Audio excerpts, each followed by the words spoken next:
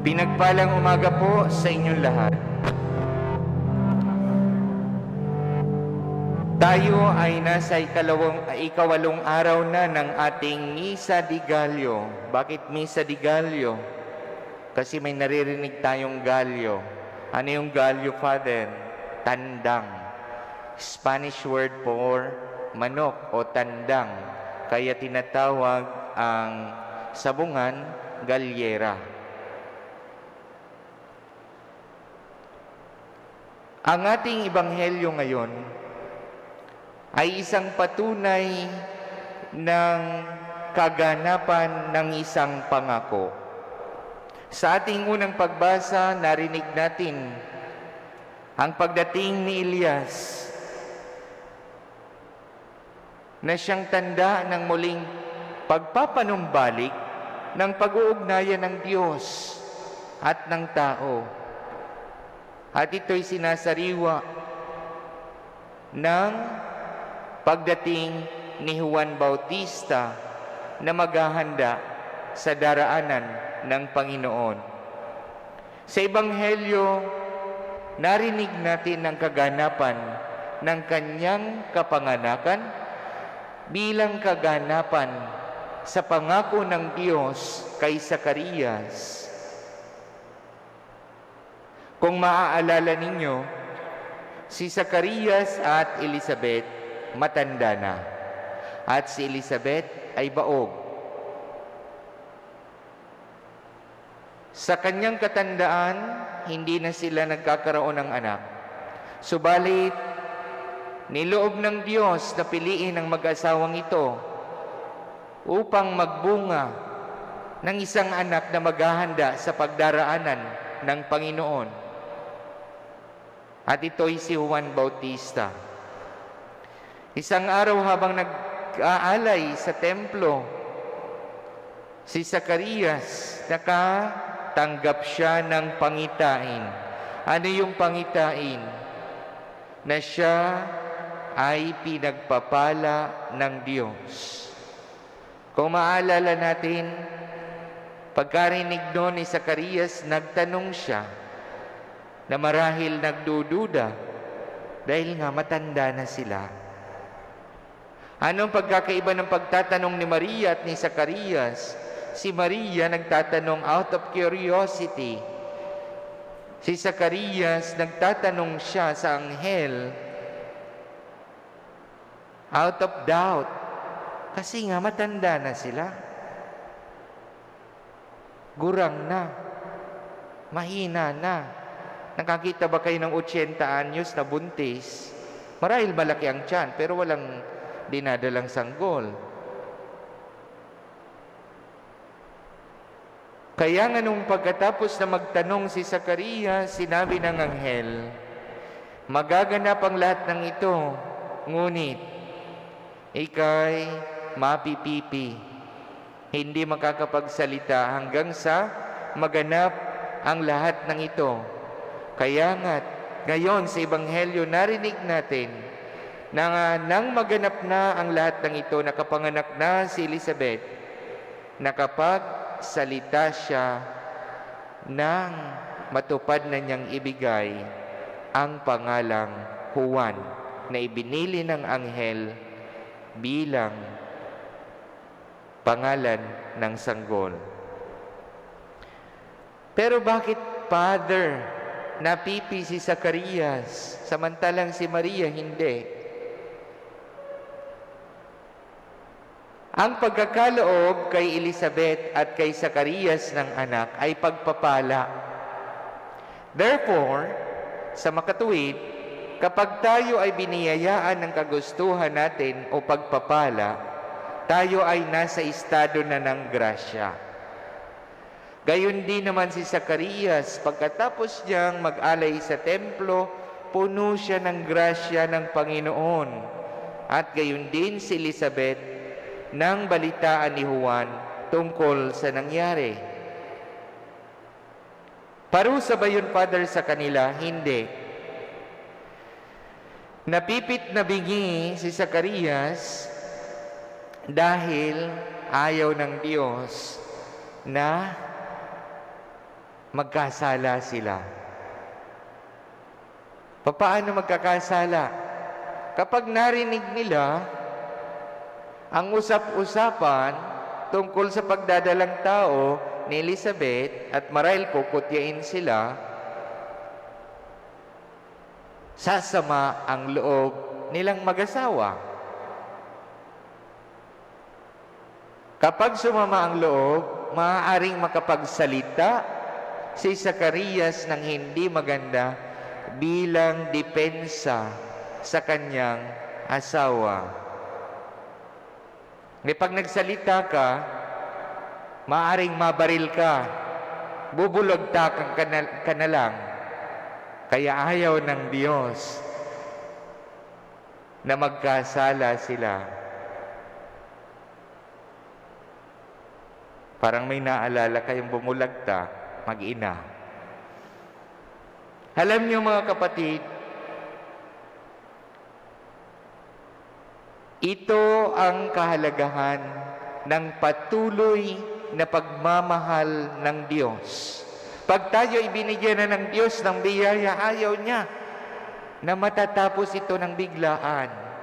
Gusto niyang patuloy itong maganap ayon sa kanyang kagustuhan. Marahil ang bawat isa sa atin may hinihiling. Bukas, December 20? Akala ko 25. Puyat pa nga tayo. 24 na bukas. Ikawalong araw na ngayon ng ating Misa de Gallo. Naniniwala ba kayo na tinanggap na ninyo ang inyong hinihiling sa Diyos? Hindi pa, Father. Wala pang bonus. Mamaya sasayaw pa rin ako sa ATM machine. Ibigay mo na. Diba? Walang masama sa umasa, ngunit huwag nating kakalimutan na ang tunay na pag-asa ay nasa Panginoon. Dahil kung ang inaasahan natin ay material na bagay lamang, ito'y madaling mawala. Ito'y madaling mapawi, maglaho. Parang pera yan. Kung sa loob ng pandemya naghanap buhay ka, pinaghirapan mo, halimbawa nagtinda ka ng halaman, na ibenta mo sa malaking halaga, uunti-untiin mo yun na benta para gastusin. Pero kung halimbawa may nagbigay sa iyo ng pamasko, automatic, 10,000, ang bilis niyan maubos. Kasi hindi natin pinagpawisan. Hapwera yung nagtanim ka muna, inantay mong lumago, inalagaan mo, pinaghirapan mo. Makikita natin ang higit na mahalaga ay yung esensya, hindi yung material. Hindi ko sinasabing hindi mahalaga ang pera, subalit mahalaga ito, subalit hindi ito ang pinakamahalaga. Ano ang pinakamahalaga? Ang kagalakang dulot ng kapanganakan ng Mesiyas. Ipapanganak si Jesus sa atin. Kung tinanggap na natin ang Panginoon sa makatuwid, ipinagbubuntis na natin siya sa ating mga puso. At ang pagbabahagi natin ng kanyang pagmamahal ay ang kanyang kapanganakan sa atin. Kaya sa ating patuloy na pagsusumamo sa mahal na Birheng Maria, huwag nating kalimutan na ang pinakamahalaga ay ang kagalakang idudulot sa atin ng Panginoon. Amen? Bibigyan ko kayo ng halimbawa. Nung ako'y hindi pa pare, sa isa sa mga parokyang na-assignan ko, pagkatapos ng midnight mass, sabi sa akin ng kura paroko, Sasama ka ba, Ray? Ako, hindi po. Uuwi ako, sabi niya. Doon ako magnonoche buena sa bahay. Sabi ko, hindi na po, Father, okay lang, busog pa ako. Matutulog na po ako kasi bukas maaga yung misa. Buti kayo, hindi kayo ang magmimisa. So ako magsaserve. So malis na nga si Father, ako'y natulog na. Maya-maya may kumakatok. Sabi niya, pagbukas ko ng pinto, yung sakristan mayor, sabi niya, Brother, may naghahanap po kay Father. Sabi ko, umalis siya. Sabihin mo, wala. Nag-aaya pong kumain. Sabi ko, sabihin mo, wala si Father. Umalis. Kala ko, hindi na babalik. Maya-maya, bumalik. Brother, kung wala daw si Father, kayo na lang. Sabihin mo, kumain na ako. Saka inaantok na ako, magpapahinga na kamo. Sabihin mo, tulog na. Sinabi ko po, nagising kayo Sabi ko, basta sabihin mo, kumain na ako. Malis uli. Kala ko, hindi na talaga babalik. Kumatok pa uli. Sabi niya, Brother, namimilit po talaga. Ang dami daw po niyang handa. May lechon. Ang laki-laki daw ang pinalechon niya. Sabi ko, may lechon? Ba't di mo sinabi? Sige, bababa ako. So, sumama ako, nakasakay kami sa minibus, malaking van. Pumasok kami dito sa isa sa mga malaking compound dito sa Quezon City. Ang laki nung kanilang patio o yung hardin, may mga Christmas light at may mga dekorasyon. Pumasok kami sa bahay. Pagpasok sa bahay, wow, ang laki ng sala. 1/4 nitong simbahan. Sala pa lang yon. And then sabi nung nung nanay, naka-wheelchair kasi siya Doon po tayo, brother. Pero walang katao-tao. So, pumasok kami sa dining hall. Wow! Doon ko nakita. Mahabang lamesa. Lahat ng mai-imagine ninyong nakamamatay na pagkain nando doon. Kayo na mag-isip. Sabi ko, sino po ang bisita nyo? Ikaw. Sino po ang kakain nito? Ikaw. Ako, may galit yata ito sa simbahan Dinadaan sa pagkain. Maimpatsyo, sabi ko tayo nito. Yung lechon, 50 kilos. Laki. Sabi ko, asan po yung mga bisita nyo? Wala. Yung mga anak nyo, ayan. Tapos tinignan ko, naka-frame. 12. Sabi ko, paano kakain ng mga yan, naka-frame? Sabi niya, wala Kasi ganito yung brother. Pag Pasko, umuwi naman yung mga nasa abroad, pero hindi tumutuloy dito sa bahay.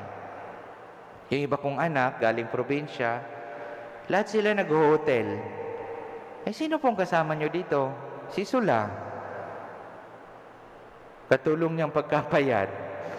Bagamat maraming pagkain, siguro hindi na rin makayang kumain ng marami. Sabi ko, ba't di kayo samahan? Sabi niya, kasi ganito yon, brother. Ayaw nilang tumuloy dito kasi makulit na daw ako. Ba't di niyo po tawagan?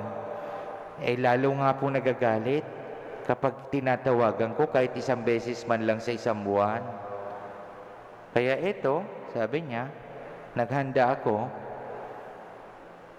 What a sad Christmas for someone to be alone. Napakalungkot magpaskong mag-isa kung alam mo lang naman na andyan ang mga mahal mo sa buhay pero hindi ka man lang madalaw. Marami siyang pera, malaki ang bahay, ang daming pagkain. Tingin ko hindi siya masaya. Kaya nga nag-aaya siya ng ibang tao para saluhan siya. Mga kapatid, ang Kapaskuhan hindi nakasalalay sa material na bagay. Nakasalalay ito sa biyaya ng kagalakan na nasa puso natin. Huwag nating kalilimutan, mga kapatid, na ang kagalakang yan ay hindi mawawaglit at hindi maaalis sa atin. Amen? Palakpakan natin ang Diyos.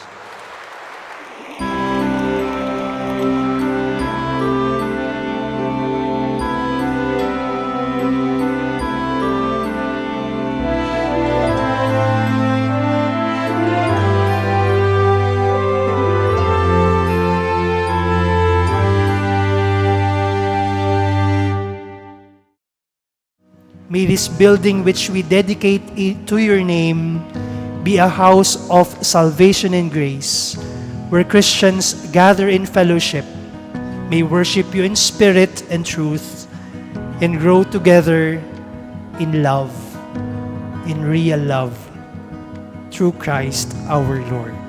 Amen. Maraming salamat po at magandang gabi sa inyo.